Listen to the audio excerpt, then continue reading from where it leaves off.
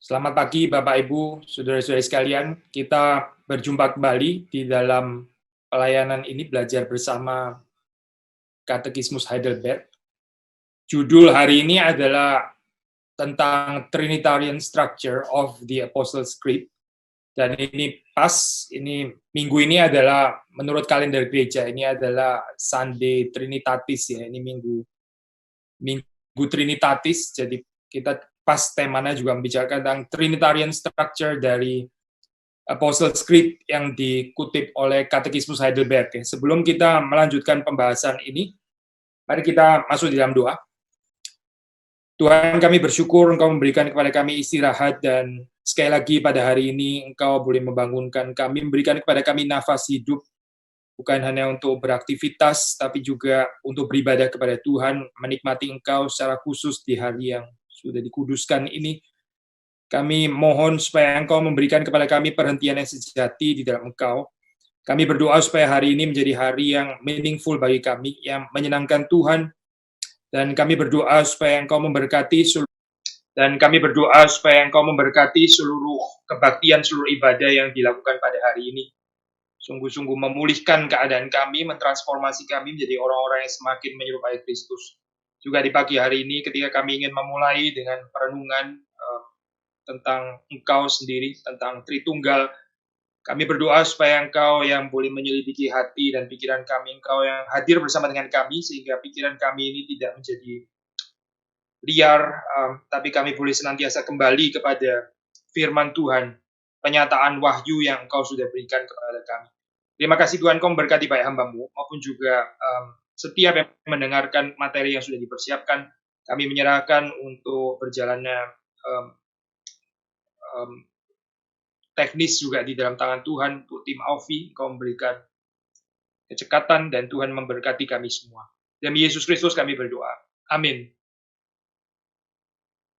Sekali lagi saya, ini adalah Minggu Trinitatis, jadi kita pas temanya membahas tentang Trinitarian Structure, struktur Trinitatis dari pengakuan iman rasuli. Jadi kalau sudah melihat di situ Katekismus Heidelberg waktu menggunakan Trinitarian Structure ini tentu saja nggak original, karena Trinitarian Structure itu diambil dari pengakuan iman rasuli anyway gitu. Jadi ini simply mengikuti Trinitarian Structure yang sudah ada, dan kita mau melihat bagaimana Heidelberg Katekismus meresepsi pengakuan iman rasuli itu. Hari ini baru di dalam overview saja, maksudnya khususnya di dalam pengertian Tritunggal. Nanti di dalam minggu yang akan datang kita akan bahas lebih detail ya, tentang pengakuan iman rasuli menurut resepsi dari Katekismus Heidelberg. Saya membaca kembali dari terjemahan ini ya, terjemahan bahasa Indonesia. Pengakuan iman itu dibagi atas berapa bagian? Pertanyaan ke-24 ya, minggu ke-8. Jawaban, 3 bagian. Yang pertama mengenai Allah Bapa dan penciptaan kita. Yang kedua mengenai Allah Anak dan penebusan kita. Yang ketiga mengenai Allah Roh Kudus dan pengudusan kita. Jadi sudah melihat di sini ya, sekali lagi, Trinitarian Structure-nya itu simply mewarisi referring to pengakuan iman rasuli, karena memang di dalam pengakuan iman rasuli kan kita membaca Trinitarian Structure seperti itu ya. Tapi di sini di dalam resepsi daripada Katekismus Heidelberg, khususnya yang ini ya, kedua dan ketiga, actually kedua juga mungkin rather taken for granted ya. Yang pertama itu waktu dikatakan di sini Allah Bapa yang dikaitkan dengan penciptaan itu sangat wajar ya, karena di dalam pengakuan iman rasuli kan memang bunyinya demikian. Bapa ya, pencipta. Jadi Bapa terus kemudian dikaitkan dengan penciptaan. Ini bukan sesuatu yang luar biasa atau original atau apa, memang simply ngambil dari sana. Nah, waktu bicara tentang Yesus Kristus, waktu bicara tentang dan kepada Yesus Kristus anaknya yang tunggal gitu ya, Allah anak. Nah, ini menurut Katekismus Heidelberg ini adalah story of redemption. Ini adalah cerita tentang penebusan kita. Jadi menurut Heidelberg Katekismus, pengakuan atau credo ini ya, Apostles' Creed ini tentang Allah anak, tentang Yesus Kristus, itu berkaitan dengan karya penebusan. Nah, yang ketiga di sini saya itu artikel tentang Roh Kudus ya, gereja yang kudus dan persekutuan orang kudus dan sebagainya. Itu bagi Heidelberg Katekismus adalah cerita tentang pengudusan. Ini adalah story of sanctification. Jadi di dalam sanctification. Jadi di dalam penafsiran ini, di dalam penafsiran atau resepsi ini, kita membaca seluruh artikel yang bagian terakhir itu adalah berbicara tentang pengudusan kita. Nah, sekali lagi, kita pada hari ini kita nggak akan membahas secara lebih detail, tapi ini satu perspektif yang menarik ya. Kalau kita bicara tentang gereja, communion of the saints dan sebagainya, itu semua dibaca dari perspektif pengudusan. Ini adalah cerita pengudusan ya, yang melanjutkan cerita penebusan di dalam artikel tentang Yesus Kristus atau Allah Anak. Setidaknya sekali lagi itu bagaimana Heidelberg Catechismus memahami pengakuan iman rasuli. Sekali lagi ya, Bapa dikaitkan dengan penciptaan, lalu kemudian Anak dikaitkan dengan penebusan, dan Roh Kudus dikaitkan dengan pengudusan. Tetapi kita nggak boleh salah mengerti bahwa di sini Bapa dimengerti sebagai satu-satunya pribadi yang mencipta, gitu. Misalnya, lo Anak sebagai pribadi satu-satunya yang menebus, atau Roh Kudus sebagai satu-satunya pribadi yang menguduskan. Ini konsep yang keliru ya, seperti ini ya, karena kita percaya baik penciptaan, baik penebusan, baik pengudusan, itu adalah karya ketiga pribadi Tritunggal. Ini adalah karya Allah Tritunggal. Seperti dijelaskan oleh Ursinus ya di dalam komentar ini saya baca ini ya, Pak. Jadi ini komentar dari Ursinus ini kan merupakan satu salinan daripada waktu dia memberikan lecture tentang Heidelberg Catechismus, lalu kemudian ada student yang mencatat gitu ya, mungkin steno cepat dan sebagainya, lalu kemudian ini dibukukan gitu. Ini konon diambil dari kuliahnya Zacharias Ursinus ya, salah satu penulis penting dari Katekismus Heidelberg. Saya baca ini ya, eksposisinya dari pertanyaan 24. Jadi ada objection di sini ya. Objection, kalau creation di sini attributed to the Father, redemption to the Son, sanctification to the Holy Spirit. Lalu terus kemudian objection-nya jadi itu berarti jadi the Son and the Holy Spirit did not create heaven and earth. Atau itu berarti Father and the Holy Spirit juga nggak redeem the human race itu. Atau Father and the Son nggak sanctify the faithful. Jawabannya ya, jawaban daripada Ursinus, dia bilang, we deny the consequence which is here deduced because the creed attributes creation to the Father, redemption to the Son, and sanctification to the Holy Spirit, not exclusively, bukan di dalam pengertian eksklusif ya, or in such a manner as that these works do not belong to all the persons of the Godhead. Jadi dengan kata lain itu belong to all the persons of the Godhead. Jadi for the Father also redeems us because ya, he delivered up his Son for us. Jadi nggak bisa dikatakan Bapa itu nggak redeem, cuma Allah Anak begitu ya. Dia juga send his Son into the world, that the world through him might be saved. Di dalam Roma 8, Yohanes 3. The Father also sanctifies us according to what Paul says. Kutipan, God has sent the Spirit of his Son into your hearts crying, Abba, Father. The very God of peace sanctify you wholly. Ya, di dalam Galatia 4 ayat ke-6. Ayat ke-1, lalu di dalam 1 Tesalonika 5 ayat 23. Juga demikian, the Son create us for, ya, menurut Yohanes 1 ayat 3, all things were made by him atau through him, ya, Yohanes 1 ayat 3. Demikian juga the Son itu sanctifies bersama dengan Roh Kudus because kutipan he is made unto us of God, sanctification 1 Korintus 1 ayat 13. Dia adalah sanctification, pengudusan kita seperti kita sudah bahas ya di dalam pertemuan yang lalu. Jadi intinya meskipun kita di sini bicara tentang di-ascribe kepada the Father ya, di-ascribe kepada the Son, the Holy Spirit, itu bukan di dalam pengertian kapling-kapling ya, bukan di dalam pengertian kapling-kapling. Supaya kita bisa menghayati ini secara lebih luas gitu ya. Ini sesuatu yang indah kalau kita mengerti misalnya ini dikaitkan dengan keanekaragaman ini ya, spiritual gifts dari Holy Spirit ya, itu calling dan sebagainya. Kalau kita mengikuti Trinitarian understanding yang seperti ini, kita nggak bisa mengerti secara kapling-kapling. Kapling-kapling itu nggak mau tahu yang lain, division of labor gitu ya. Saya nggak mau tahu, pokoknya ada partisi, saya kerjain bagian saya, yang lain kerjain bagian yang lain gitu ya. Ntar somehow juga jadi ini ya, produksinya ya sudahlah yang tahu CEO gitu. Saya nggak mau tahu yang dikerjain sebelah apa dan sebagainya. Itu bukan Trinitarian structure, bukan Trinitarian understanding. Jadi ini bisa dihayati di dalam theology of work, dihayati di dalam kehidupan family, dan sudah pasti bisa dihayati dalam kehidupan bergereja ya, kalau kita mengerti hal ini. Bukan nggak ada apa ya, peculiar atau particular apa ini attribution ya, jadi creation ada peculiar attribution to the Father, tetapi yang menciptakan itu sebenarnya adalah ketiga pribadi. Kalau sudah membaca misalnya ya, seperti yang tadi sudah dikutip ya, Yohanes pertama, di situ dikatakan kan Father yang mencipta. Ini menarik saya, bahkan di dalam ini ya, apa saudara, di dalam apa formulasi misalnya dalam bahasa Inggris ya, saudara nggak pernah ketemu creators, kan nggak pernah ya, kan always creator tunggal kan ya, saudara pernah perhatiin nggak bagian ini? Nggak pernah ada entah creators gitu, God the creators jamak kan nggak ada ya, cuma creator singular kan ya. Nah, singular itu menunjuk kepada Bapa. Tapi kita tahu di dalam Yohanes 1, Bapa itu mencipta bukan tanpa anak dan juga bukan tanpa Roh Kudus. Ya. Bapa mencipta melalui atau dengan anak, ya, seperti sudah membaca di dalam Yohanes 1 ayat yang ketiga. Jadi ini bukan bicara tentang dua pencipta ya, pencipta-pencipta gitu misalnya. Agak janggal saya kita ngomong kalimat seperti ini. Kita bicara tentang satu pencipta. Dan pencipta itu adalah Bapa. Waktu Bapa mencipta, dia mencipta bersama dengan anak atau melalui anak, dan dia juga mencipta bersama dengan Roh Kudus. Di sini kita bicara tentang co-kreator ya dalam hal ini gitu. Demikian juga waktu kita bicara tentang saviors misalnya. Saviors nggak pernah pakai S kan ya, savior, nggak pernah saviors ya. Nggak pernah kita bicara tentang penebus-penebus kan nggak ada ya, atau redeemers kan nggak ada ya. Kita bicara redeemer gitu, yaitu menunjuk kepada Kristus.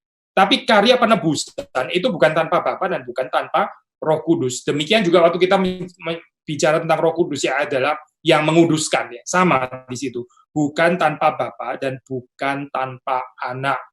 Karena ini adalah karya ketiga pribadi Tritunggal dengan peculiar atau particular attribution kepada pribadi pertama, pribadi kedua, pribadi ketiga ya. Nah, sudah bisa mengumulkan hal ini ya. Ada certain attribution, itu something yang beautiful, Trinitarian ya, kita mengikuti hal ini seperti dinyatakan juga di dalam Alkitab.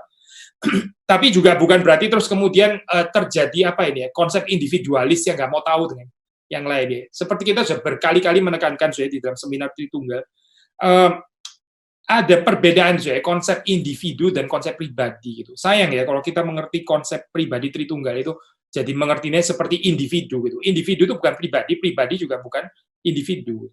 Nah, waktu kita membicarakan tentang Tritunggal di sini kita bicara tentang tiga pribadi saya, bukan bicara tentang tiga individu ya. Makanya jangan salah mengerti. Nanti kita memproyeksikan individu manusia lalu dilempar ke atas, diproyeksikan ke atas, lalu kita pikir pribadi Tritunggal harus seperti individu manusia. Itu kecelakaan saya seperti ini ya. Ya kan kita yang diciptakan menurut gambar rupa Allah, bukan kita menciptakan dia menurut gambar rupa kita gitu. Jadi kalau kita mengerti apa itu pribadi, ya, kita mesti kembali kepada konsep yang asali ini, yaitu konsep Tritunggal. Personhood of the Spirit itu bagaimana? Personhood of the Son itu bagaimana? Personhood of the Father itu bagaimana? Nah, dari situ kita bisa mengerti ya. Kemudian kita menghayatinya dalam kehidupan antropologikal, dalam kehidupan manusia itu bagaimana gitu. Ya, tapi sekali lagi saya ini kembali kepada pertanyaan ke-24. Jadi di sini memang ada tiga bagian mengacu kepada Trinitarian structure. The first is of God the Father and all our creation. The second of God the Son and our redemption. The third of God the Holy Spirit and our sanctification. Ya. Perhatikan saya di dalam hal ini ya, nggak ada persaingan gitu, nggak ada persaingan, nggak ada kompetisi dan sebagainya. Ada adalah pekerjaan yang bersama-sama ya, and yet juga perhatikan juga di sini ada peculiar attribution ya di sini, seperti juga dikatakan oleh Ursinus. Saya baca sedikit kutipan lagi dari komentari Ursinus ya. In making this distinction, however, we must not overlook the distinction and the order of working, which is peculiar. Tadi ini ya, kita pakai istilah peculiar to the persons of the Godhead. The work of creation is attributed to the Father, not exclusively, nor to him alone, but because he is the fountain of divinity and of all divine works, and so of creation. For he created of himself all things by the Son, through the Son and Holy Spirit. Redemption is attributed to the Son, not exclusively, nor to him alone, but because the Son is that person who immediately performs the work of redemption. For the Son alone was made a ransom for our sins. It was the Son and not the Father or the Holy Spirit that purchased us by his death upon the cross. So in like manner, sanctification is attributed to the Holy Spirit, not exclusively, nor to him alone, but because the Holy Spirit is that person who immediately sanctifies us, or because it is through him that our sanctification is immediately effected. Demikian penjelasan daripada Zacharias Ursinus ya. Jadi sudah melihat di sini konsep paradoksikal. Di satu sisi kita bicara ini pekerjaan ketiga pribadi, di sisi yang lain kita bicara peculiar attribution ya. Bagaimana sekali lagi saya menghayati ini di dalam kehidupan bergereja, di dalam masyarakat ya, ada peculiar attribution ya. Tapi peculiar attribution itu nggak menjadikan kita menjadi makhluk-makhluk individualis yang nggak mau tahu yang lain, begitu ya, nggak ada persekutuan, yang nggak melihat big picture, yang nggak ada visi kerajaan Allah dan sebagainya. Itu bukan Trinitarian. Tapi waktu kita bicara tentang bekerja bersama-sama, gitu ya, bukan berarti terus nggak ada peculiar attribution. Sekali lagi, saya. Ini khususnya dalam kebudayaan timur seperti kita sudah pernah bilang ya, kerja sama-sama sih kerja sama-sama gitu. Tapi bisa nggak jelas ya koordinasinya siapa ngerjain apa gitu. Akhirnya semua ngerjain semua. Dan nggak ada peculiar attribution, meaning ini non-trinitarian sebetulnya. Jadi saudara melihat Western culture yang cenderung kepada individualisme, itu non-trinitarian, tapi perhaps juga kebudayaan kita, timur gitu ya, menekankan aspek kebersamaan, perhaps ada kekurangan peculiar attribution. Ya, jadi kita bisa belajar di sini, ya, kaitan antara Trinitarian dengan culture yang seharusnya dibentuk oleh konsep Trinitarian ini. Nah, saya melanjutkan di dalam pembicaraan dari pertanyaan berikutnya ya. Jadi hari ini kita 2 pertanyaan saja gitu.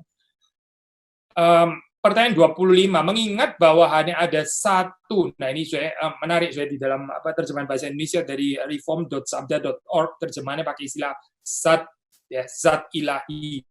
Mengingat bahwa hanya ada satu zat ilahi saja. Saya percaya ini adalah terjemahan yang menunjuk kepada substansia ya. Substansia itu kan bisa diterjemahkan menjadi zat memang gitu. Satu zat ilahi, maksudnya satu divine substance atau satu divine essence gitu. Tapi sebetulnya di dalam bahasa Jerman ya. Kalau saudara baca di dalam bahasa Jerman itu bukan pakai istilah substansia. Ya ini una substansia memang adalah formula barat, formula latin seperti kita tahu ya, una substantia tres personae, 3 pribadi. Tapi di sini istilah yang dipakai itu sebetulnya adalah one divine being, atau di dalam bahasa Jerman juga pakai istilah sebentar saya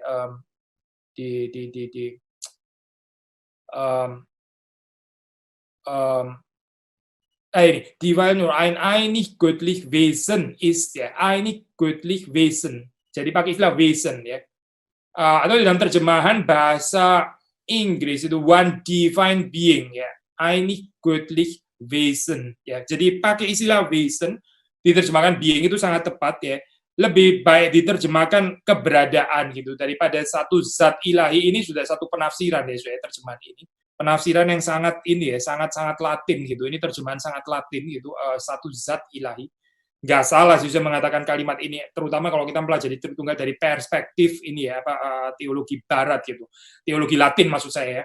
Nanti kita akan masuk, hopefully ada waktu menjelaskan ada perbedaan formula saya antara teologi Timur, maksudnya Greek ini ya thinking dengan Latin thinking, itu formula sini agak berbeda gitu. Nanti kita coba jelaskan, hopefully again ada waktu. Tapi sekali lagi waktu di sini dikatakan one divine being ya. Kan one divine being. Lalu mengapa kita bicara jadi ada 3 di sini, Father, Son, and the Holy Spirit? Jawabannya adalah yaitu karena demikianlah Allah menyatakan dirinya dalam firman-Nya. Ketiga pribadi yang berbeda-beda itu merupakan Allah yang esa, yang sejati dan kekal ya. Jadi sudah melihat di sini jawabannya sederhana sekali ya. Kan satu gitu, tapi kok bicara 3 juga? Jawabannya itu sangat sederhana. Karena kitab suci menyatakan demikian. Ini bukan teologi spekulatif, ini bukan penemuan daripada bapak-bapak gereja gitu ya. Ini bukan satu ciptaan daripada konsili-konsili yang agung itu, bukan. Tapi simply karena ini adalah ajaran dari kitab suci. Sekali lagi saya, ini adalah ajaran dari kitab suci. Nah karena itu saya di dalam bagian ini saya mau mengajak saudara untuk membaca beberapa bagian firman Tuhan ya, berkaitan dengan doktrin Trinitas ini. Kalau di dalam terjemahan bahasa Indonesia di situ cuma ada 3 ayat. Saya mau baca yang dari terjemahan Inggris di sini ada ayat yang lebih banyak. Kita baca dari Deuteronomi 6 ayat 4 ya. Deuteronomi 6 ayat 4 waktu bicara tentang keesaan atau kesatuan Allah, ini bicara di dalam Ulangan pasal 6, kita membaca ayat yang keempat ya. Ayat yang keempat. Dengarlah hai orang Israel, Tuhan itu Allah kita, Tuhan itu Esa. Kasihlah Tuhan Allahmu dengan segenap hatimu dan dengan segenap jiwamu dan dengan segenap kekuatanmu.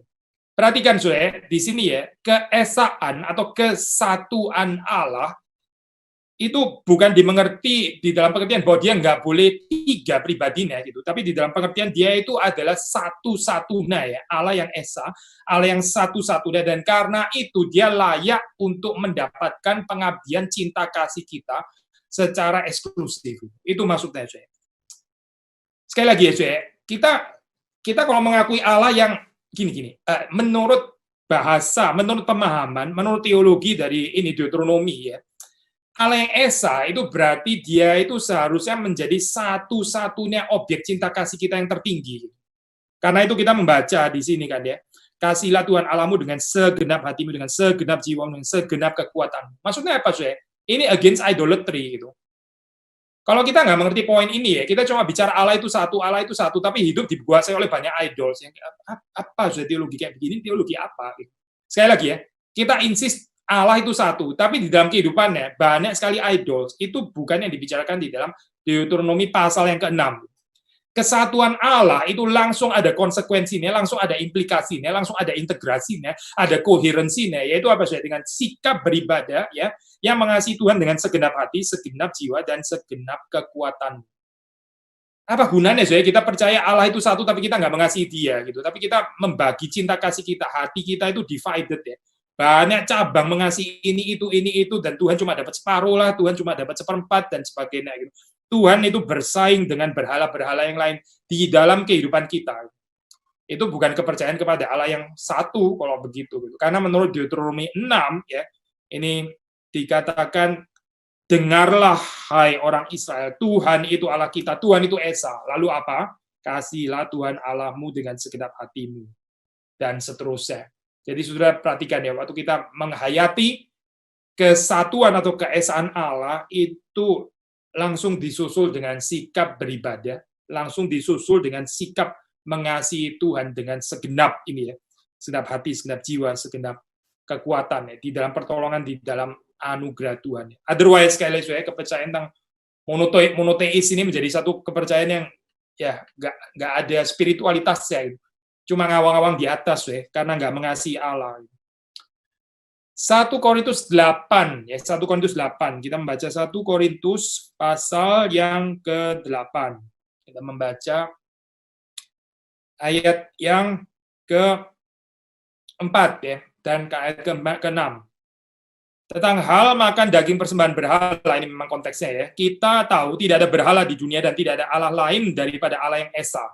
Maksudnya bahwa berhala-berhala yang disembah manusia itu sebenarnya non-existence gitu ya. Itu manusia yang menciptakan sendiri, tapi nggak pernah ada yang disebut. Itu nggak pernah bisa bersaing dengan Allah yang sejati ya. Itu yang dikatakan ayat ke-4.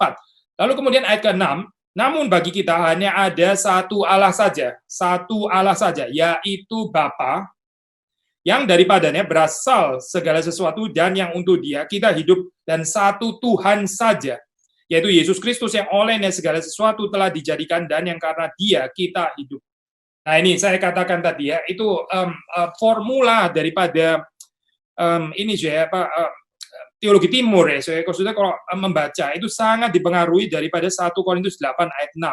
Jadi waktu mereka berbicara tentang ini ya, tentang kesatuan Allah, itu mereka membicarakan kesatuan Allah. Itu kalau kita teologi barat, kita bicara una substansia gitu kan. Kita bicaranya itu kesatuannya itu ada pada kalau Heidelberg Katekismus itu one divine being ya, one being yang always three personal gitu, atau una substansia ya, one substance yang juga selalu three personal gitu, pinjam istilahnya Bavinck.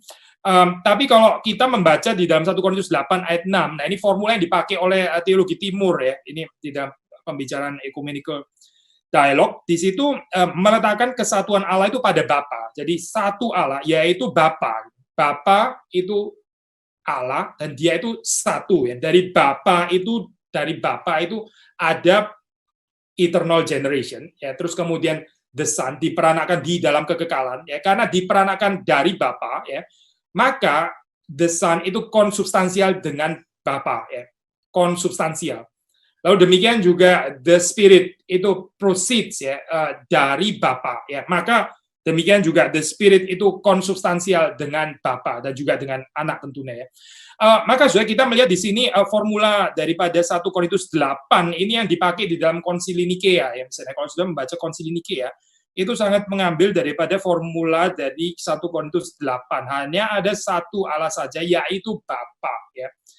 Yang daripadanya berasal segala sesuatu. Tadi waktu kita membaca Ursinus juga menjelaskan dengan kalimat seperti ini ya, fountain of all ya. Dia itu dibicarakan sebagai the origin, the source ya, fountain. Ya, ini daripadanya itu semua itu berasal ya.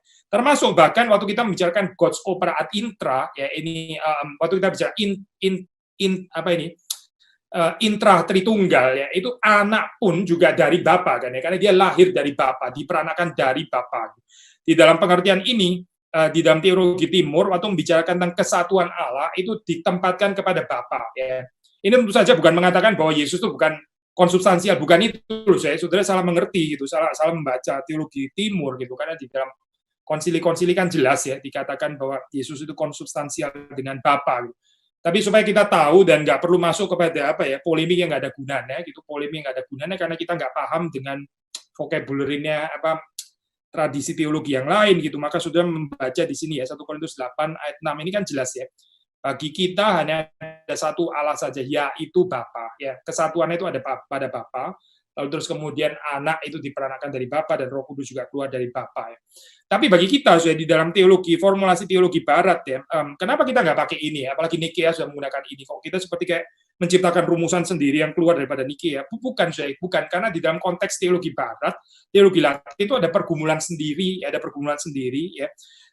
Teologi Barat itu sangat hati-hati dengan bahaya daripada monarkianisme ya, bahaya daripada ini subordinationism ya, itu sangat hati-hati sehingga orang seperti Tertullian lalu terus kemudian Agustinus ya lebih prefer pakai formula itu ya, una substantia ya, itu kesatuan itu kita melihat one divine being atau one divine substance atau essence ya. Ini tentu saja bukan dimengerti dalam pengertian abstrak ya, seolah ada kayak ya ini karikaturnya kan orang bilang dari perspektif timur seperti kayak seolah-olah teologi Barat itu menciptakan seperti kayak semacam loh kok jadi ada kayak fourth member of Trinity di sini, ada namanya substance atau essence gitu ya.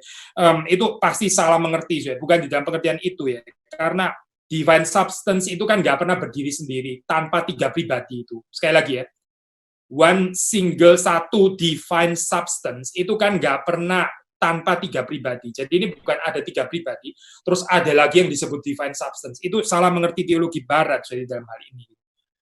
Kita waktu di sini membicarakan tentang substance, itu substance, divine substance itu dimiliki oleh ketiga pribadi secara sempurna. Jadi the whole divine substance yang tidak terbagi itu dimiliki sepenuhnya oleh Bapa, dimiliki sepenuhnya oleh Anak, dimiliki sepenuhnya oleh Roh Kudus ya. Jadi waktu kita bicara satunya itu adalah substansi ilahinya ini satu ya. Demikian kita lebih menyatakan ini poin equality atau konsubstansialitas itu yang mau ditekankan di dalam teologi Barat ya, untuk menghindari pemikiran monarkianisme, pemikiran subordinationisme ya. Saya pikir kalau saudara yang dari Ortodoks Timur bisa mengerti ini, kita bisa lebih ada ecumenical agreement tanpa harus ada polemik yang nggak berguna itu gitu. Saling menghargai formula, ada perbedaan formula, ada perbedaan vocabulary, tapi ini bagi saya bukan sesuatu yang esensial ya, bukan sesuatu yang substansial, tapi ini adalah perbedaan cara mengekspresikan secara nomenklatur gitu dalam hal ini. Well, sekali lagi saya, either kita pakai formula daripada 1 Korintus 8 ayat 4 ayat 6 ini ya, kesatuan itu ada pada Bapa, atau dalam variasi teologi Barat una substantia, atau seperti mengikuti katekismus Heidelberg yaitu one divine being yang always three personal. Itu adalah variasi yang kita bisa terima di dalam teologi yang mengikuti Alkitab. Saya teruskan pembacaan di dalam Matius 3 ya, Matius 3 ayat 16-17, Matius 3. Jadi kita baca banyak ini ya, ayat Alkitab di sini Matius 3. Saudara membaca di sini Matius 3 16-17 kita baca. Sesudah dibaptis, Yesus segera keluar dari air, dan pada waktu itu juga langit terbuka, dan ia melihat Roh Allah seperti burung merpati turun ke atasnya. Lalu terdengarlah suara dari sorga yang mengatakan, inilah anakku yang kukasihi, kepadanya lah aku berkenan. Sudah perhatikan di sini ya, bahwa ini betul-betul three distinct persons ya. Dari ayat-ayat ini jelas sekali bahwa ini berbicara tentang tiga pribadi yang sungguh-sungguh berbeda. Ini penting, saudara, karena kalau kita percaya ini berarti kita masuk ke dalam heretik ini ya, modalisme, sabellianisme dan sebagainya. Karena seolah-olah itu kita cuma percaya satu pribadi saja gitu, seperti kayak ganti-ganti peran atau apa dan sebagainya. Sebetulnya cuma ada satu, tapi ini nggak bisa dibaca dari pengertian seperti itu. Kalau di sini yang ngomong itu adalah anak juga gitu misalnya ya. Dan yang dibicarakan juga adalah anak juga. Terus kemudian misalnya di sini burung merpatinya itu juga anak juga ya, kacau. Ini ayat ini nggak bisa dimengerti sama sekali.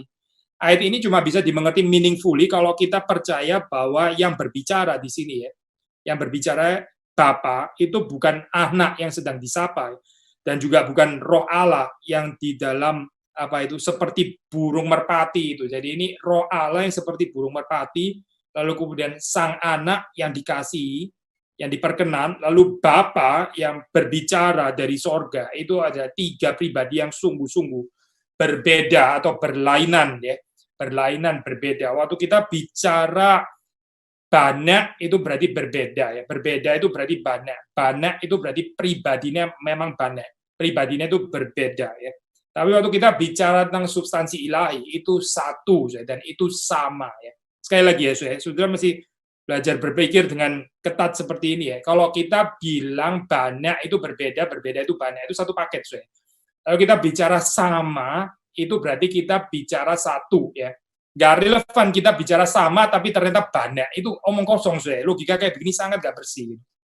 Jadi kalau saudara misalnya di dalam hal ini ya, kita membicarakan tentang kehendak ilahi itu yang sama, yaitu berarti satu gitu. Karena sama itu berarti satu. Tapi kalau bilang sama tapi banyak, itu doesn't make any sense gitu. Karena banyak itu berbeda, berbeda itu banyak, dan satu ya itu berarti bicara sama di dalam hal ini gitu. At least di dalam pembicaraan ini ya, koherensi di dalam doktrin Tritunggal gitu. Good. Saya lanjutkan di dalam Matius 28 ya. Matius 28, kita membaca Matius 28 ayat yang ke-18 ya, ayat yang ke-18. Sebenarnya kita bisa mengomentari juga ya, ini Matius 3 ya, 16-17 ini Trinitarian ini penting di sini karena ini memulai pelayanan ya, pelayanan daripada Yesus Kristus itu on earth ya, dimulai dengan ini penabisan atau inaugurasi ini ya. Matius 3 ayat 16-17 di situ ya, orang seringkali membicarakan formula ini penting sekali ya, dikasih ya, anak yang dikasih oleh Bapa ya, yang diperkenan ya, anak ya, ini bicara tentang identitas ya, seperti ini. Saya kalau nggak salah ingat yang pernah menjelaskan ini Ajit Fernando ya, ini bicara tentang tiga kebutuhan yang paling pokok dalam kehidupan manusia ya. Anak, disebut anak, itu berarti identitas ya. Lalu terus kemudian bicara tentang yang dikasihi ya, itu bicara tentang acceptance ya, acceptance, ini anak yang dikasihi. Lalu terus kemudian yang diperkenan, itu bicara tentang security ya. Kita ini secure waktu kita hanya memperkenan Bapa saja, memperkenan Allah saja. Ya ini bagian yang saya nggak bisa komentar terlalu jauh karena banyak sekali ada yang lain, tapi saudara renungkan sendiri ya bagian itu ya, tentang kebutuhan manusia yang paling dasar, security, acceptance, dan juga identity, itu ada di dalam formula ini.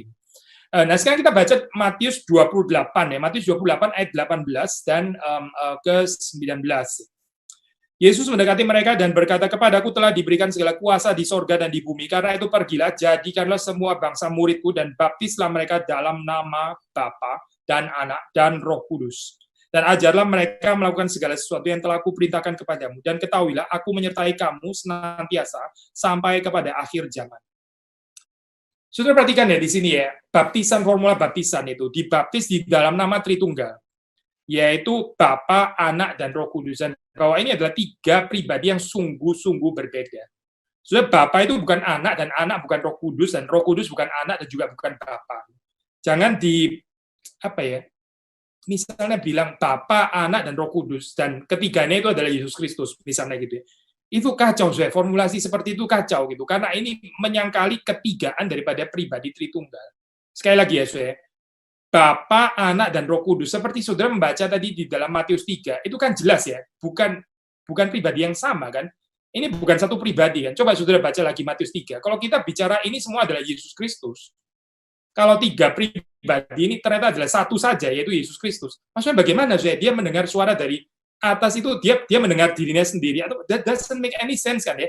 Lalu terus kemudian ada yang Roh Allah itu ternyata juga Yesus Kristus juga gitu. Semuanya adalah Yesus Kristus. Ini pandangan kacau sebetulnya kalau sudah membaca di dalam sejarah gereja itu sudah pernah dibicarakan ya, pandangan modalisme sabellianisme seperti itu adalah pandangan heretik.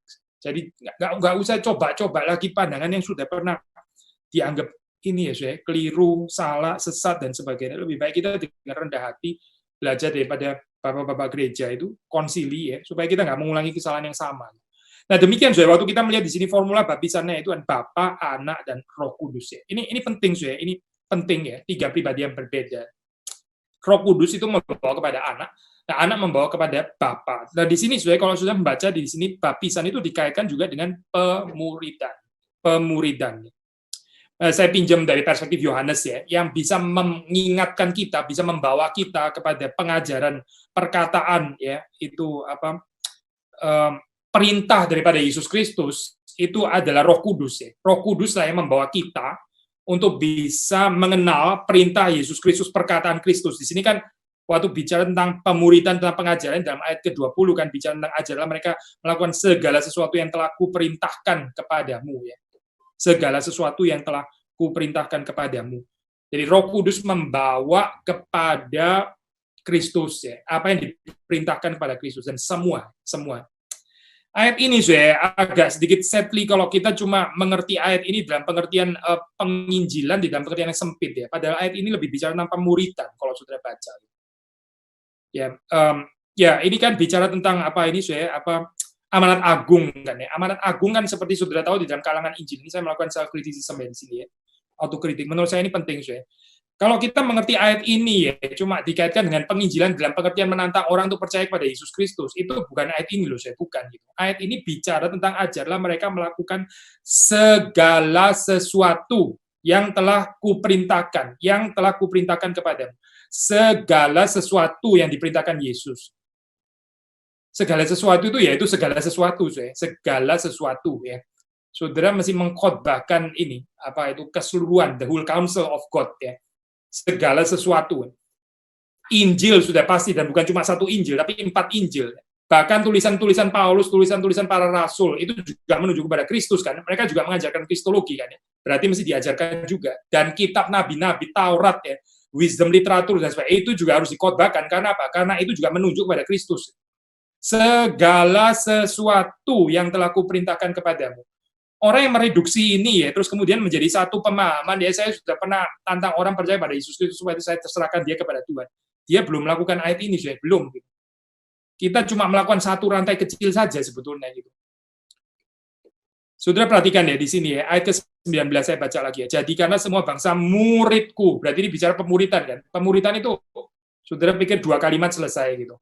Saudara pikir kita bicara khotbah 1 jam terus selesai. Itu bukan pemuridan. Pemuridan itu bertahun-tahun, itu pemuridan. Dan sudah melihat di sini ada kaitan antara baptisan, ya, formula Tritunggal ini dengan pemuridan dan mengajarkan mereka segala sesuatu yang diperintahkan Kristus kepada murid-murid itu. Perhatikan saya range of meanings ini ya, spectrum of meanings ini ya. Waktu kita bicara Tritunggal, itu bicara apa sih? Bicara tentang pengutusan, bicara tentang pemuridan, tugas membaptiskan, dan bicara tentang mengajarkan the whole counsel of God. Ya, bukan cuma bicara tentang, maaf ya saya bukan sinis, tapi ini reduksi 4 hukum rohani gitu misalnya. Lalu saudara pikir saudara sudah melakukan amanat agung. Belum, belum. Itu baru sebagian kecil saja. Gitu. Jangan sombong ya di dalam hal ini gitu. Karena kita dipanggil untuk memuridkan untuk mengajarkan segala sesuatu yang diperintahkan Kristus. Kita membaca Lukas pasal yang keempat, Lukas pasal yang keempat, jadi kita baca ini ya, ayat-ayat yang berkaitan dengan Tritunggal yang dikutip oleh Heidelberg Katekismus, Lukas pasal yang keempat, ayat yang ke-18. Kita membaca, saya bacakan, Roh Tuhan ada padaku oleh sebab ia telah mengurapi aku untuk menyampaikan kabar baik kepada orang-orang miskin dan ia telah mengutus aku. Saudara melihat di sini juga Tritunggal kan ya, di dalam apa ini aspek yang lain lagi, di dalam range of meanings yang berbeda lagi. Jadi Tritunggal ini kalau dipelajari, dihayati ya di dalam berbagai macam Alkitab memberikan pada kita pengertian-pengertian yang sangat limpah gitu. Bukan cuma sekedar apa ya formula tadi gitu, una substantia tres personae dan sebagainya, tapi lebih limpah ya kalau kita membaca dalam Alkitab. Misalnya di sini, saudara melihat di sini ada Roh Tuhan, ya, ada pribadi ketiga. Lalu terus kemudian ada ia yaitu Bapa tentunya yang mengurapi akunya di sini adalah anak. Jadi ada Roh ya, ada Bapa yang mengurapi, ada anak yang diurapi. Tapi terus kemudian apa, untuk menyampaikan kabar baik ya, Tritunggal itu berkaitan dengan Injil. Tritunggal itu nggak bisa tanpa soteriologi di sini di dalam ayat ini. Untuk menyampaikan kabar baik kepada orang-orang miskin. Ya. Maksudnya apa, Nah, ini mengingatkan kita kepada sabda bahagia ya, baik versi Lukas maupun juga versi Matius ya, berbahagialah orang miskin ya, mereka yang mempunyai kerajaan sorga. Kenapa orang-orang miskin, Kenapa bukan orang-orang kaya? Kenapa di sini dikatakan kabar baik kepada orang-orang miskin? Karena di dalam dunia kita, orang-orang miskin ini dimarginalkan. Karena di dalam dunia kita ya, yang dianggap berbahagia itu adalah orang-orang yang di atas, yang kaya, yang powerful dan sebagainya. By the way, kita mesti to be precise ya, kita mesti melakukan diferensiasi lagi ya, nggak semua orang kaya, bahkan di dalam Injil Lukas pun nggak semua orang kaya, terus kemudian karena dia kaya terus berarti semua orang kaya masuk neraka begitu ya, nggak ada yang punya kerajaan sorga.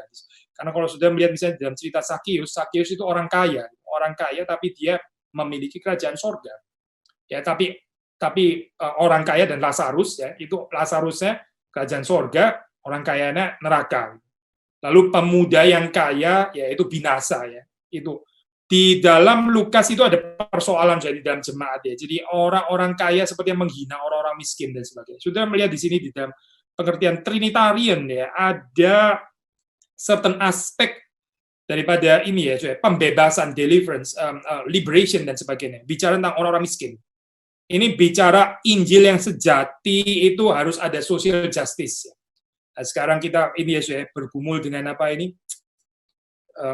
bersama dengan saudara-saudara yang ada di Amerika ya. Ini apa urusan Black Lives Matters dan sebagainya dan ya ketegangan kulit putih, kulit hitam dan sebagainya. Kalau kita kembali pada Injil, ini seharusnya nggak terjadi gitu, karena di dalam Injil itu sudah termasuk ada social justice. Tapi seperti saya sudah pernah menyatakan ini dalam khotbah, rather unfortunate ya, polarisasi yang dibikin itu antara partai itu, seperti kayak ada partai yang lebih ngurusin apalah aborsi gitu ya, terus kemudian apalagi isunya biasanya ya aborsi itu ya. Lalu satu partai lagi ngurusin social justice. Seolah-olah di dalam Alkitab itu Injil itu either social justice atau either urusan aborsi gitu misalnya. Kita nggak baca polarisasi itu di dalam Alkitab, nggak ada polarisasi itu. Saudara melihat di sini Injil itu kabar baik itu melawan partiality, melawan marginalisasi daripada orang-orang miskin dan sebagainya. Itu termasuk daripada berita Injil. Ini bukan agenda orang liberal. Ini Injil yang asli yang ada di dalam kitab suci. Coba saudara lihat kehidupannya Yesus Kristus. Dia merangkul semua, tapi ini juga kritik terhadap ini ya, terhadap orang yang mungkin ultra kiri gitu. Saudara mesti perhatiin ya, Yesus itu juga membuka table fellowship terhadap orang Farisi. Simon itu orang Farisi dan Yesus juga buka meja untuk orang seperti Simon. Saudara membaca di dalam cerita ini ya, prodigal son itu ya, dua anak ya, kan dua-duanya dirangkul ya sebetulnya. Bukan cuma anak bungsu saja loh yang dirangkul. Anak yang pertama juga dirangkul. Saudara yang punya kecenderungan ultra kiri, coba renungkan bagian ini. Saudara bisa nggak seperti Yesus Kristus? Kalau kita nggak bisa seperti Yesus Kristus, kita sama lagi melakukan marginalisasi terhadap orang-orang yang dianggap seperti kayak anak sulung itu, sehingga akhirnya gerakan yang ultra kiri ini mengakibatkan kita jadi dipenuhi dengan sakit hati, grudges, kebencian terhadap orang-orang yang dianggap di atas dan sebagainya. Itu bukan Injil, bukan. Itu Injil yang lain. Itu bukan yang ada di dalam Alkitab. Saudara coba renungkan bagian ini ya. Jadi orang yang seperti anak sulung itu sulit untuk menerima anak bungsu gitu. Kan di dalam ceritanya seperti itu ya. Tapi hati-hati ya, jangan-jangan kita juga nggak bisa menerima anak sulung gitu dalam hal ini. Bapaknya itu menjemput anak sulung itu loh. Anak sulung itu dijemput ya, yang ada di ladang.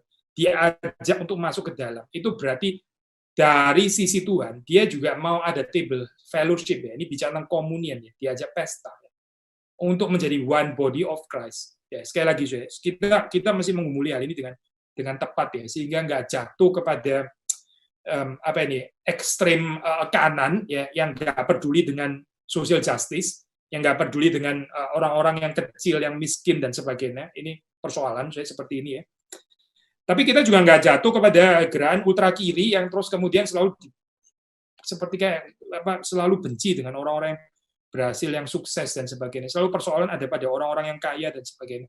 Sekali lagi, itu juga bukan Injil. Kita kembali kepada Alkitab saja, kita kembali kepada Alkitab karena ini adalah kitab suci kan ya. Jadi kita mengkritik itu fair gitu, mengkritik yang ultra kanan dan juga ultra kiri dalam hal ini gitu. Kecenderungan ini ya, kita mesti waspada gitu. Lukas 4 ayat 18, tapi kalau sudah melihat di sini memang yang lebih ditekankan di sini ya, menyampaikan kabar baik itu kepada orang-orang miskin ya, orang-orang miskin yang seringkali dimarginalisasi, yang seringkali dihina, direndahkan dan sebagainya. Gereja kita ini gereja yang diberkati Tuhan ya, kalau kita bisa memberikan ini ya, kesujukan bagi orang-orang yang sederhana, orang miskin seperti ini. Saya pernah baca satu ini ya, tulisan daripada komentari menarik, dia mengatakan kalimat seperti ini ya. Dia bilang kalau gereja kita ya, kalau misalnya gereja kita itu terdiri daripada orang-orang yang sukses ya saja gitu, terutama gitu ya, let's say 80%, 90% orang-orang yang ya pendidikan ya, orang-orang yang apa ini namanya yang penghasilannya itu middle class ke atas dan sebagainya. Lalu komentator itu mengatakan itu gereja gagal. Saya kaget waktu baca kalimat itu gitu ya. Itu gereja gagal. Maksudnya apa Maksudnya dia bilang, Tuhan kan sebetulnya kan mau membentuk satu komunitas yang baru, yang berbeda dengan komunitas di dalam dunia ini. Kalau gereja isinya ternyata adalah homogenes kayak begini lagi, orang-orang yang di atas semua, gitu ya, yang orang miskin nggak bisa masuk, yang orang sederhana itu nggak bisa masuk, ya itu bukan new community berarti. Ini masih komunitas dunia berarti, komunitas orang-orang elit yang diciptakan oleh dunia. Yesus Kristus datang kan menciptakan new community, komunitas yang nggak dimengerti oleh dunia ini. Dunia ini orang atas bergaul dengan orang atas, orang elit bergaul dengan orang elit. Tapi waktu Yesus Kristus datang, dia mau menciptakan satu komunitas yang baru. Ya, komunitas yang isinya bukan cuma orang Yahudi, tapi juga bukan cuma orang Gentiles, tapi Yahudi dan Gentiles. Yang isinya bukan cuma orang merdeka, tapi juga Buddha juga bisa di dalamnya. Jadi ini new community. Sementara di dunia itu kecenderungan adalah kecenderungan komunitas homogenis, komunitas yang apa ini ya, yang uniform, yang sama, yang nggak ada diversitas sebetulnya di dalam hal ini. Again, itu non trinitarian kan ya, karena trinitarian itu satu diversitas ya. Demikian juga kita, saya harap saya nggak over execute ya di sini. Demikian juga waktu di sini dikaitkan Trinitas dengan kabar baik yang disampaikan juga kepada orang-orang miskin. Gereja saudara itu diversitas seperti itu atau tidak? Gereja saya juga tanya kepada diri sendiri gitu. Gereja saudara itu isinya itu orang yang sama semua gitu ya, atau ini adalah satu gereja yang diverse gitu. Yang ada orang kaya, orang miskin, tapi nggak penting perbedaan itu karena direlativisasi di dalam Kristus. Ya. Alangkah indahnya kalau kita mempunyai komunitas seperti ini ya. Yesaya 61 ayat 1 ya, mirip sekali. Yesaya 61 ayat 1.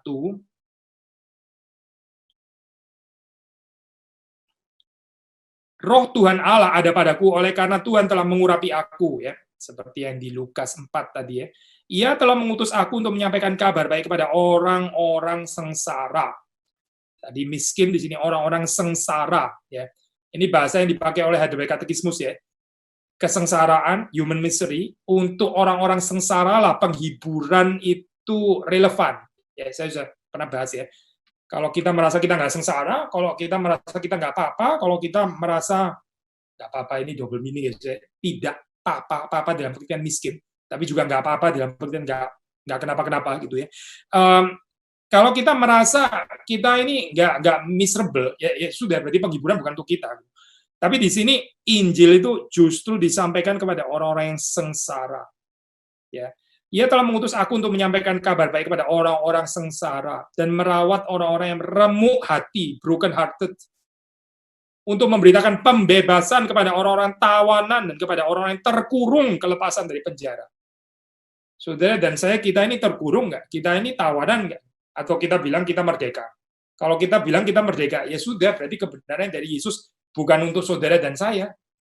Kalau kita bilang kita memang budanya siapa? Saya orang merdeka, saya nggak diperbudak siapa-siapa. Untuk apa saya perlu kemerdekaan? Orang saya sudah merdeka. Ya sudah, berarti Yesus Kristus bukan untuk saudara dan saya. Tetapi berbahagialah orang-orang yang mendapati dirinya itu adalah orang yang terkurung dan tertawan di sini. Kalau saudara membutuhkan pembebasan, ya Kristuslah jawabannya. Kalau saudara broken hearted, ya Kristuslah jawabannya. Tapi celakalah saya, orang yang rasa dirinya nggak broken hearted, nggak sengsara, nggak tertawan, dan nggak terkurung. Itu nggak relevan saya, ayat ini bukan untuk orang tersebut. Yohanes 14 ayat 26, ya. Yohanes 14 ayat 26. Kira-kira 1, 2, 3 ayat lagi lah saya. Yohanes 14 ayat 26, ya. Ayat 26. Kita membaca ayat ini. Tetapi penghibur, yaitu Roh Kudus yang akan diutus oleh Bapa dalam namaku, dialah yang akan mengajarkan segala sesuatu kepadamu dan akan mengingatkan kamu akan semua yang telah kukatakan kepadamu. Siapa saya? Penghibur, ya, ini sangat cocok ya di dalam ini melodinya Heidelberg Katekismus kan bicara penghiburan, ya. Penghibur yaitu Roh Kudus, ya. Roh Kudus itu sang penghibur. Dia itu akan diutus oleh Bapa dalam namaku. Sudah melihat ini Tritarian formula, ya. Roh Kudus diutus oleh siapa? Diutus oleh Bapa di dalam nama Anak. Sekali lagi, ya. Bapa mengutus Roh Kudus di dalam nama Anak. Dialah yang akan mengajarkan segala sesuatu kepadamu, ya. Tadi Saudara coba relate lagi dengan Matius 28, ya. Segala sesuatu yang kuperintahkan kepadamu, di sini segala sesuatu yang kukatakan kepadamu. Siapa yang akan mengajarkan ini? Yaitu Roh Kudus, ya. Roh Kudus membawa kita kepada seluruh pengajaran Kristus, seluruh perkataan Kristus, dan Kristus membawa kita kepada Bapa. Sekali lagi, ya. Roh Kudus membawa kita kepada Kristus, Kristus membawa kita kepada Bapa. Saudara melihat di sini di dalam ayat ini jelas, ya, di dalam konsep Tritunggal, nuansanya atau aspek, ya, atau range of meanings, kalau saudara membaca di situ, Roh Kudus itu penghibur, ya. Sebetulnya di sini penghibur itu agak one-sided, ya. Kalau terjemahannya selalu penghibur, itu di dalam istilah parakletos itu aspeknya kan again ada range of meaning, so itu banyak sebetulnya gitu pengertiannya gitu. Tapi di sini LAI menerjemahkan konsisten dengan penghibur, ya. Tapi kalau saudara melihat di sini Roh Kudus di sini di dalam ayat ke-26 dikatakan sebagai pribadi yang mengajarkan segala sesuatu kepadamu, mengingatkan kamu akan semua yang dikatakan Kristus kepada kita, ya. Ini pengertiannya itu ada di situ. Tentu saja kita mendapatkan penghiburan yang sejati melalui pengajaran ini, ya. Tapi penekanannya di sini adalah pribadi ketiga itu akan membawa, dialah yang akan membawa kita orang percaya untuk mengenal Kristus itu siapa, dan Kristus pada akhirnya akan membawa kita untuk mengenal Allah itu siapa. Sekali lagi, ya, mengenal Allah yang sejati, ya, bukan tanpa Anak, mengenal Anak bukan tanpa Roh Kudus. Ini Trinitarian, ya. Jadi dikaitkan dengan pengenalan akan Tritunggal, ya. Dan saudara melihat di dalam Yohanes, di dalam bahasa Johannine Writings, itu inilah hidup yang kekal, yaitu apa? Mengenal Allah Tritunggal. 15 ayat 26, ya. Pasal 15 ayat 26, 2 ayat lagi, 15 ayat 26. Saya membaca pasal 15 ayat 26. Jikalau penghibur yang akan kuutus dari Bapa datang, yaitu Roh kebenaran yang keluar dari Bapa, ia akan bersaksi tentang aku. Saudara melihat kayak gini ya, Tritunggal ya, penghibur yaitu Parakletos, Roh Kudus akan diutus oleh siapa? Nah, ini menarik ya, kalau kita baca tadi di dalam pasal 14 kan diutus oleh Bapa, tapi di sini diutus oleh Kristus ya, dipakai seperti fleksibel ya di sini ya, tapi tetap dari Bapa. Jadi juga nggak berbenturan saya di sini. Siapa yang mengutus Roh Kudus? Yang mengutus Roh Kudus itu adalah Anak ya. Di sini jelaskan ya. Jikalau penghibur yang akan kuutus, siapa kunya di sini adalah Sang Anak ya. Tapi diutus oleh Anak dari Bapa ya. Either kita bilang di dalam formula pasal 14 ya, Bapa mengutus Roh Kudus di dalam nama Anak, atau kita mengikuti formula di dalam Yohanes 15, ini penulis yang sama loh saya, yaitu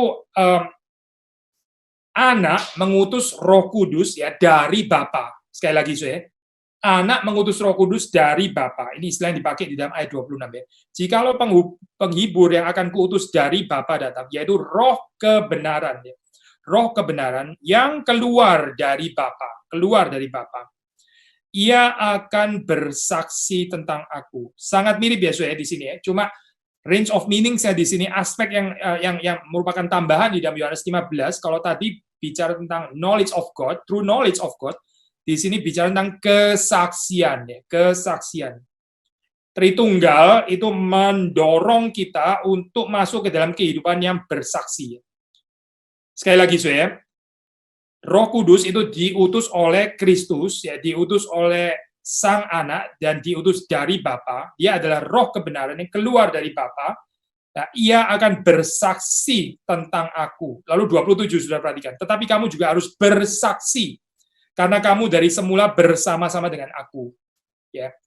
Roh Kudus yang adalah penghibur itu menyaksikan Kristus ya, bukan menyaksikan dirinya sendiri. Nah, menyaksikan Kristus. Kristus sendiri bersaksi ya tentang Bapa. Demikian kita tidak dipanggil. Kalau kita mengenal Tritunggal, kita tidak dipanggil untuk bersaksi tentang kita sendiri. Orang yang bersaksi tentang dirinya sendiri, itu narsisistik namanya, narsisistik. Di dalam pribadi Tritunggal itu nggak ada narsisisme seperti ini, tidak. Sudah perhatikan ya, pribadi Roh Kudus bersaksi tentang Kristus, Kristus bersaksi tentang Bapa. Bapa sendiri mempermuliakan Anak, ya. Nggak ada yang self-referensial. Maka di dalam hal ini kita juga dipanggil ya. Kalau kita betul-betul dipenuhi oleh Roh Kudus, kita bersama dengan Roh Kudus, kita akan menyaksikan Kristus yang menyaksikan Bapa itu. Kehidupan gereja yang diberkati itu adalah kehidupan gereja yang terus-menerus menyaksikan Kristus ya. Sehingga yang dinyatakan di dalam gereja itu seharusnya adalah kemuliaan Kristus. Tetapi celakalah gereja yang menyatakan kemuliaan dirinya sendiri. Itu nggak berkaitan dengan Roh Kudus ya di sini ya. Karena Roh Kudus itu menyaksikan Kristus. Kalau kita mengenal Tritunggal, kita bukan bersaksi tentang diri sendiri, tapi kita menyaksikan Kristus yang menyaksikan Bapa. Ayat terakhir, 2 Korintus 13. 2 Korintus 13. Kita membaca 2 Korintus 13. Ini mengakhiri ya pertemuan hari ini, yaitu 13 ayat yang ke-14 ya. Kasih karunia Tuhan Yesus Kristus dan kasih Allah dan persekutuan Roh Kudus menyertai kamu sekalian ya. Aspek terakhir daripada Trinitarian understanding ini adalah apa saya? Tritunggal itu adalah Tritunggal yang memberkati, memberkati. Kasih karunia Yesus Kristus, kasih karunia Tuhan Yesus Kristus, kasih Allah, persekutuan Roh Kudus menyertai kita sekalian.